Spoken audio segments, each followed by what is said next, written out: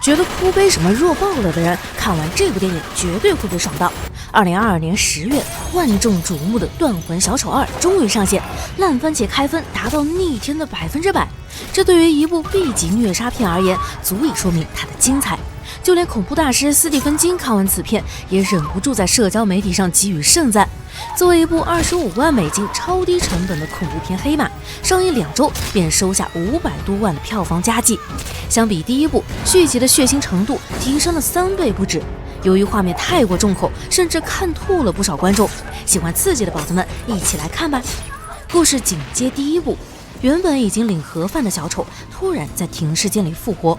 此时的他丢失了一颗眼球，后脑勺还有个大窟窿，却仍然生龙活虎的。只见他抄起小锤子，一锤砸死了解剖自己的法医，随后将他的眼球塞进眼眶，在洗劫了倒霉法医的钱包后，这才背上一个黑色塑料袋潇洒离去。不久后，他来到附近的洗衣店，此时坐在门口的老板已扛不住睡了过去，完全没有意识到危险降临。只见小丑随手把染血的衣服丢进了洗衣机，抓起一张报纸，小丑看了起来。这时耳边传来声音，转头看去，竟是一个小丑女在和他打招呼。小丑女并不害怕浑身是血的小丑，反而和他玩起了拍手小游戏。拍手声吵醒了老板，然而从他的视角看过去，小丑女似乎并不存在。小丑纯属对着空气傻乐，换上干净的小丑套装，拖完地板，小丑扬长而去。寂静的洗衣房里只剩下店老板惨不忍睹的尸体。小丑被邪恶力量复活，再次返回迈尔斯小镇，看来又免不了一阵腥风血雨了。小娜一家生活在小镇上，和其他人一样，小娜认为小丑已经死了。弟弟乔纳森总是偷偷研究父亲留下来的小丑资料，他总觉得小丑还会再出现。晚上，小娜做了一个噩梦，梦里大家载歌载舞，小丑也来了。他的出现让所有人激动不已，只有小娜感到了强烈的不安。表演结束，小丑开始发礼物，尽管小娜是拒绝的，还是被小丑强行塞了一个盒子。打开一看，竟是一颗烂到发臭的心脏。没等小娜缓过神，突然枪声大作，小丑一阵突突，杀死了所有观众。紧接着，小丑拿着喷火枪走到小娜面前，喷射了过来。好在他及时抽出一把宝剑，成功抵挡住了火焰。虽然这只是一个梦，却预示着危险即将来临。小娜刚被噩梦吓醒，又惊讶地发现房间里的天使翅膀以及父亲留给她的宝剑着火了。幸亏母亲及时赶到。小娜解释称是梦里的小丑点的火，然而母亲非但不相信，反而指责小娜不该在房间里玩蜡烛。万圣节当天，乔纳森在学校空无一人的走廊中看到了小丑和小丑女，两人正在分食一只大鼹鼠。受惊过度，乔纳森手里的东西啪叽一声掉落在地。小丑听到声音，瞬间转过头，嘲讽一般将死鼹鼠扔到了乔纳森怀里。乔纳森哪见过这种场面，吓得拔腿就跑。道具店里，小娜正在为今晚的派对做准备，没想到梦里的小丑真的出现了。他倚在门框上，诡异地盯着自己。小娜不敢有过多的眼神接触，连忙躲到2楼，打算立刻付钱走人。尴尬的是，小娜的包丢在了楼下。就在她犹豫该不该回去拿包的时候，小丑竟突然出现在她身后，把她的包丢到了柜台上，之后又站在一边做出各种滑稽的动作。老板看不下去，大声呵斥小丑不要惹麻烦。此时的老板哪里知道，眼前这个怪人就是连环杀人案的真凶。就在受惊的小娜匆匆离开后，小丑直接走到门口，将正在营业的木牌翻了过来，把门反锁后，拎着垃圾袋来到收银台。他要买一个8块钱的铃铛，可摸了半天，身上没有半毛钱。小丑从垃圾袋里翻找出铁链、酒瓶、锤子以及菜刀等等，最后终于找到一些钱。可是店老板早已失去耐心。话音刚落，虐杀开始。几分钟后，小丑捧着老板的脑袋站在原地。一个小男孩和他的母亲都以为这是万圣节装扮，并没有察觉出任何异常。小娜告诉闺蜜，昨晚家里的火灾很古怪，似乎和小丑有关，但是和母亲的反应一样，闺蜜也不相信死老鼠的事情，让乔纳森更加坚信小丑已经卷土重来。他翻开父亲留下的画册，上面画着很多遇害者肖像，其中一个插着天使翅膀的女孩很像小娜。乔纳森希望她今晚待在家里，不要参加万圣节派对。然而小娜并没有放在心上，而是盛装打扮了一番。闺蜜这边，她也在为派对做着准备。突然，楼下传来一阵声音，闺蜜过去一看，发现玻璃窗户竟然被人打碎。还没搞清楚发生了什么，只见小丑大摇大摆走进厨房，先是接了一杯水喝，紧接着又拿起水果刀。闺蜜吓坏了，她想跑，已经晚了。小丑将她死死按在床上，开始了长达15分钟的狂虐。闺蜜的惨叫声不绝于耳，直到最后连喊的力气都没有了。看着自己的杰作，小丑心满意足地走出房间，闺蜜整个人血肉模糊。听到电话铃声，她努力爬过去想要求救，可是小丑根本没有离开，而是找来一桶硫酸和一些粗盐，粗暴地往闺蜜的伤口上撒，疼痛指数满天星。闺蜜的母亲下班回到家，打开房门，眼前血腥的一幕吓得她惊声尖叫。比死更可怕的是什么？是身体都快被拆解完了，闺蜜居然还活着。没过多久，几个小孩上门要糖果，小丑拿着闺蜜母亲的人头糖盒，开心地给孩子们发糖。大家都惊叹于道具的逼真，没人想到这竟是货真价实的人头。尽管闺蜜迟到让小娜有些隐隐的不安，但这并不妨碍她在派对现场纵情玩耍。这时母亲打来电话，抱怨乔纳森把车库搞得乱七八糟，车上全是剃须膏和纸巾，认为这孩子肯定是研究小丑太深，心里有毛病了。在小娜的安慰下，母亲愤怒的情绪才渐渐平复，但很快母亲就意识到自己错怪了儿子。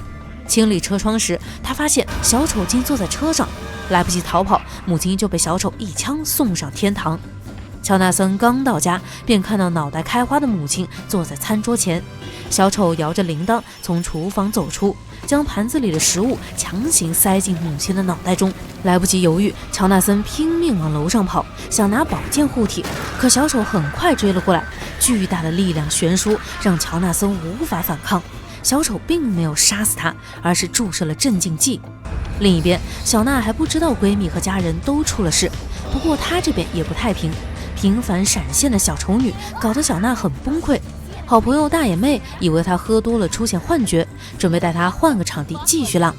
途中，小娜接到电话，是小丑女假装成乔纳森的声音，约小娜到游乐场见面。担心弟弟的安危，小娜只好拜托大眼妹送她过去。抵达目的地后，小娜独自一人来到鬼屋，可不管她怎么喊，都得不到乔纳森的回应。大眼妹和男友等得百无聊赖，只好玩游戏打发时间。完事后，男友下车嘘嘘，突然下体一阵刺痛，是小丑杀过来了。他拿着男友的宝贝来到车窗前，下一个倒霉蛋显然就是大眼妹了。他想开车，却被小丑拽下车。最后一刻，大眼妹抓住机会给了小丑一脚，随后逃向游乐场。听到大眼妹的呼救，小娜赶紧找过去。由于大眼妹一直躲避小丑的追杀，声音的位置也在不断变化，一时半会儿想碰头并不容易。最担心的事情还是发生了，没等小娜发现大眼妹，小丑已经把她逼至绝境。房间里到处都是血迹，似乎预示了接下来要发生的一幕。大眼妹拿起一根木棍，威胁小丑不要靠近，这显然不起作用。小丑举起自制的杀人利器，而另一只手却偷偷拿着一瓶硫酸。大眼妹躲闪不及，当场被硫酸毁了容。紧接着，小丑使出致命一击，彻底让大眼妹领盒饭。等小娜找到他时，人已经被小丑开膛破肚。小娜悲痛不已，殊不知小丑正静静地看着她。打完招呼，小丑慢慢靠近。这时，乔纳森也来到门口，小娜让他快跑，自己则拿起木棍和小丑硬刚。他自然不是对手，好在主角光环坚挺，和被小丑惨虐的姐妹们相比，小娜只是受了一些皮肉苦后，便陷入昏迷。乔纳森在鬼屋里乱窜，在命运的安排下，小丑再次逼近，乔纳森只好躲在暗处。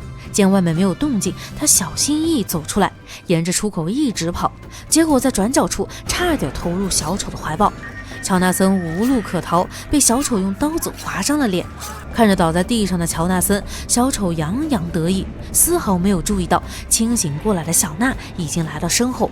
他捡到了小丑遗留在现场的杀人利器，趁其不备，狠狠砸向小丑的脑袋。趁他失去战斗力，小娜带着乔纳森赶紧跑路。可是游乐场实在太大了，不熟悉地形的两个人跑着跑着迷了路。小娜只好先去找路，可没想到小丑这么快就找了过来。乔纳森又要倒大霉，他被小丑的铁鞭无情抽打。听到弟弟的哀嚎，小娜第一时间折返，这回换成小娜挨鞭子了。钻心的疼痛让她差点晕过去，好在关键时刻，小娜成功抢到铁鞭，对着小丑一顿抽抽。